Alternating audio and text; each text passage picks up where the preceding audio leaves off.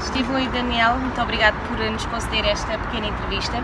E para começarmos aqui para os nossos leitores da RH Magazine e do InfoRH, queria saber resumidamente o que é que para vocês é PNL.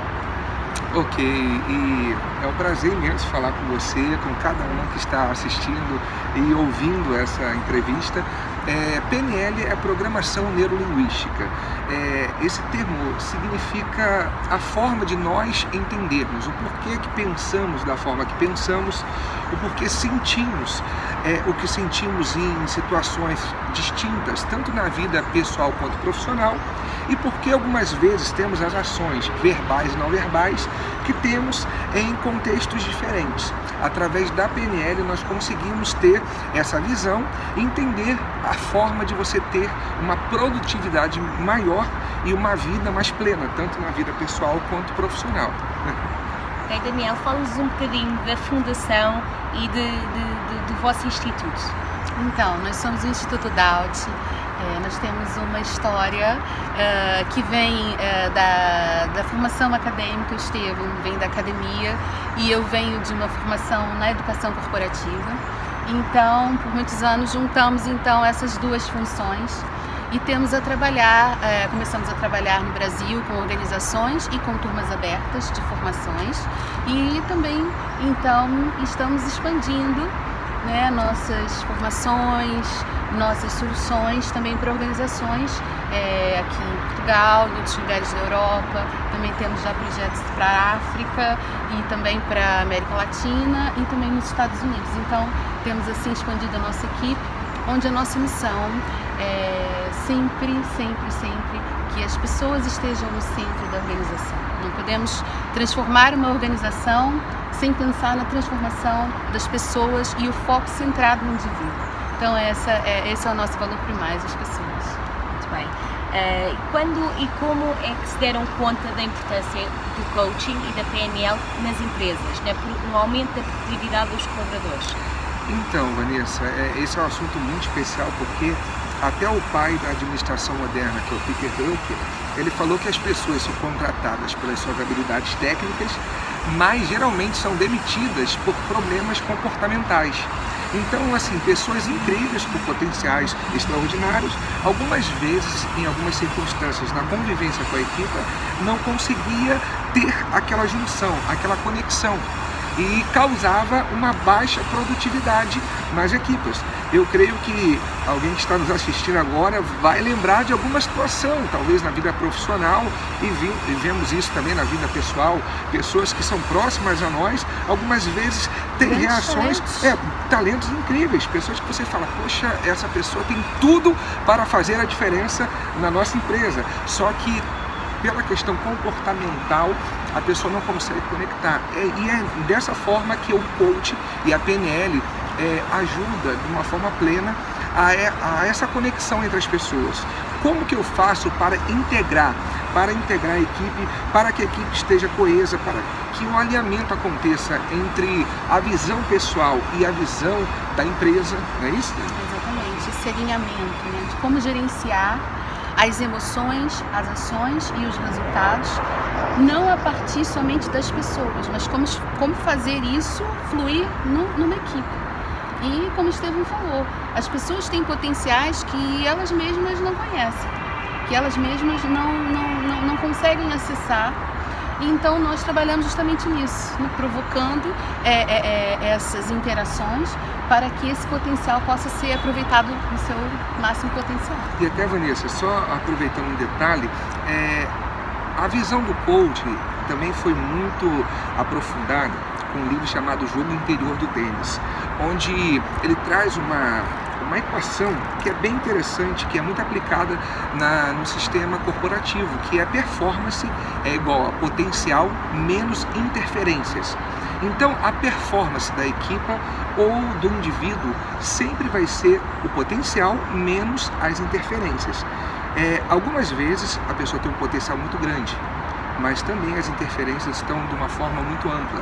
E no final, a performance daquela pessoa não se torna tão eficaz.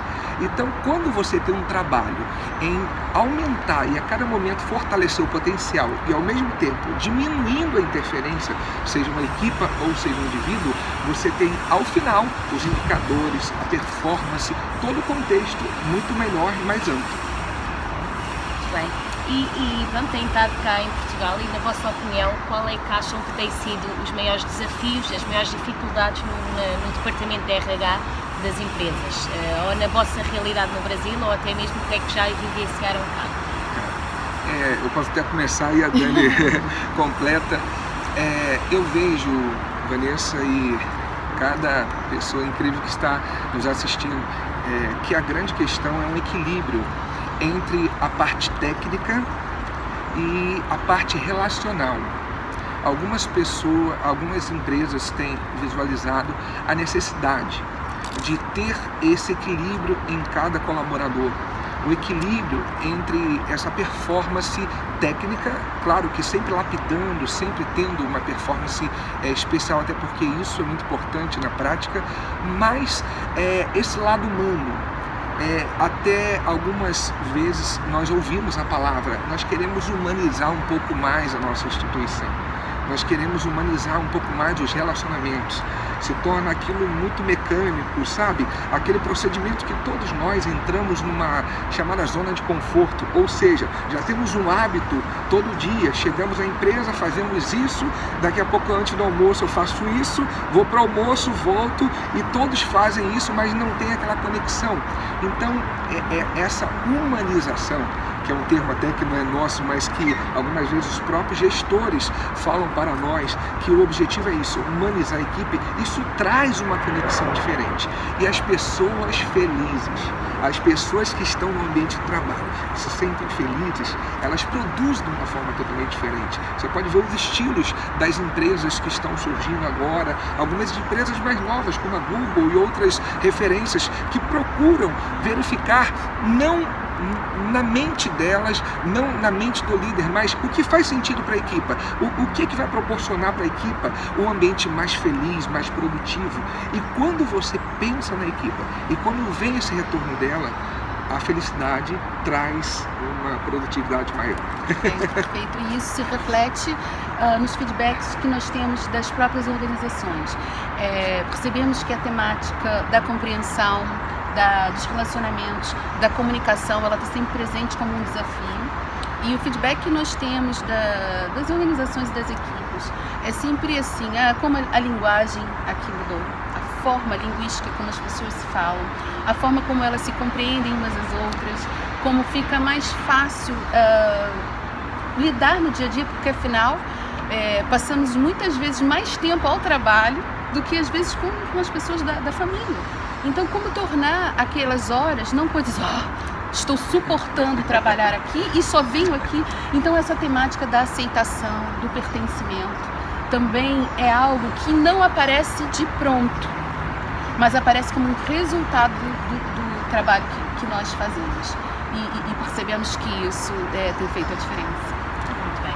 Então, pegando aqui na vossa resposta, 2 exemplos concretos, para o Estevão, de conselhos de como ter equipas mais motivadas e comprometidas, portanto, na organização.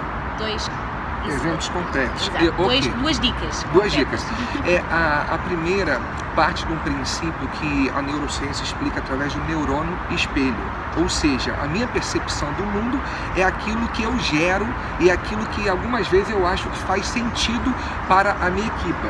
Algumas vezes nós falamos, poxa, eu vou dar esse presente ao final do mês e todos vão ficar muito felizes.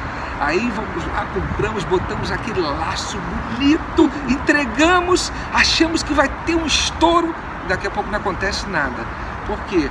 Na verdade, fizemos aquilo que fazia sentido para mim e não para a equipa. Então, a primeira dica é verificar o que faz sentido para a equipa, o que faz sentido para aquele grupo.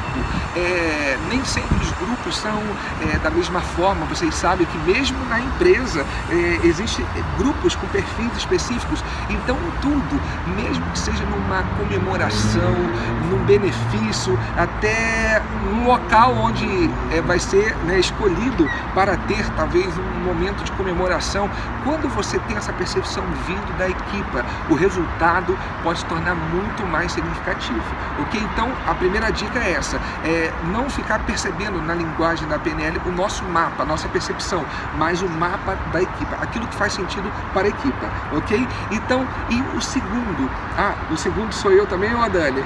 Pode ser os Pode três. ser. Ok, então, o segundo, além da percepção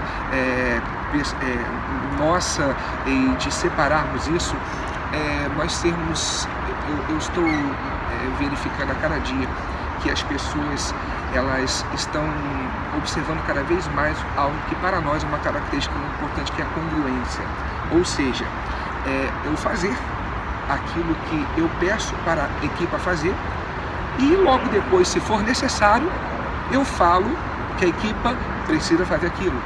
Até porque tem uma frase que eu acho bem interessante, que expressa um pouco isso, que as palavras convencem, mas os exemplos arrastam. E algumas vezes é o que na liderança chama liderança pelo exemplo. As palavras, elas podem vir permeadas de um substantivo muito especial, só que quando o exemplo incorpora aquelas palavras de uma forma plena, aquilo dali traz uma transformação. Então, a próxima dica que eu quero deixar para vocês é algo que tem a ver com a congruência, de nós vivermos antes aquilo que estamos querendo falar com a equipa e logo depois começamos a reverberar através de linguagem aquilo que já estamos fazendo. Isso gera uma transformação incrível. Quer acrescentar algum conselho? Sim, sempre.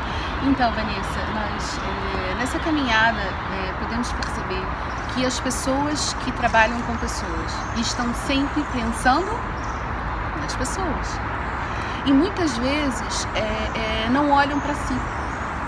Então, pegando esse gancho que o Estevão deixa, né?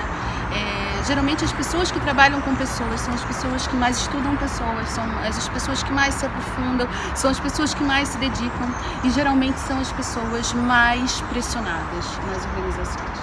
São as pessoas que muitas vezes chegam em casa e já não conseguem ter aquilo que o Estevão está chamando de congruência, porque já estão muito cansados, então, porque estão sempre numa dose de altruísmo muito grande, que é muito importante, porque afinal, se as pessoas trabalham com pessoas, a missão delas está relacionada a trabalhar com pessoas, porém há de se ter um cuidado,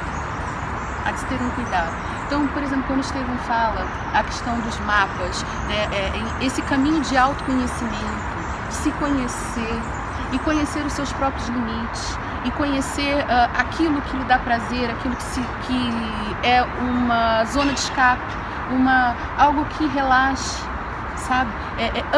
Encontrar âncoras no seu dia a dia, de relaxamento, de foco para si, para buscar prazer no seu trabalho e no reconhecimento do seu trabalho, enfim. Há de se pensar que os profissionais que trabalham com pessoas precisam sim olhar para todas as pessoas, porque afinal a missão de vida e profissional deles está relacionada com isso, mas também não perder o foco de si, não perder o foco do autoconhecimento, não perder o foco daquilo que é importante para si, porque eu serei um excelente profissional de pessoas quando eu for uma excelente pessoa. E a partir do momento que eu sou uma excelente pessoa, eu posso fazer o melhor para o outro. Essa é a dica que eu deixo.